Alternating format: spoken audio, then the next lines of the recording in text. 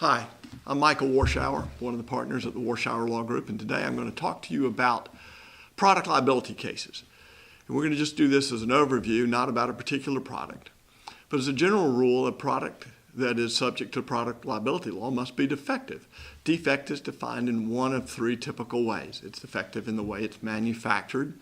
That is, it wasn't put together right. We often call that a Monday morning product.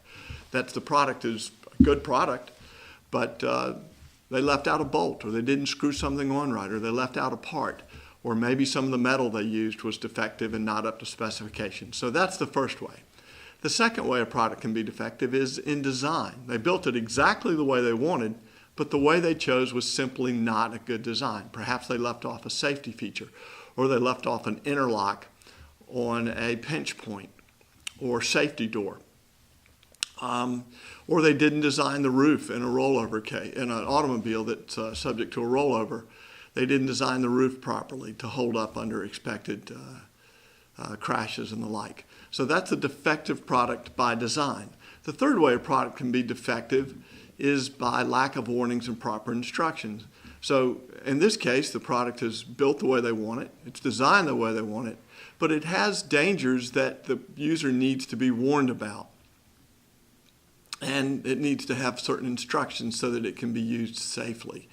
Let me give you an example of a product and to try to explain this. Let's talk about a kitchen knife. A kitchen knife is sharp and therefore it could hurt you. Well, that doesn't make it defective. The fact that you get cut by a sharp knife doesn't mean that knife is defective, but let's assume you're using it to cut something and the knife breaks in two, and the tang of the knife, that is the part that's in the handle, jabs you in the wrist and cuts a vein in your artery in your wrist. Well, that would be a defect probably by virtue of design. That is, they made it too thin or too weak. It's the way they wanted it, just wasn't made right. Or by manufacture, that is, they made thousands of these things that were perfectly good, but this particular knife had a defect in the metal or the handle in the way it was assembled, and therefore it's defective. So that's a short overview of the law of product liability.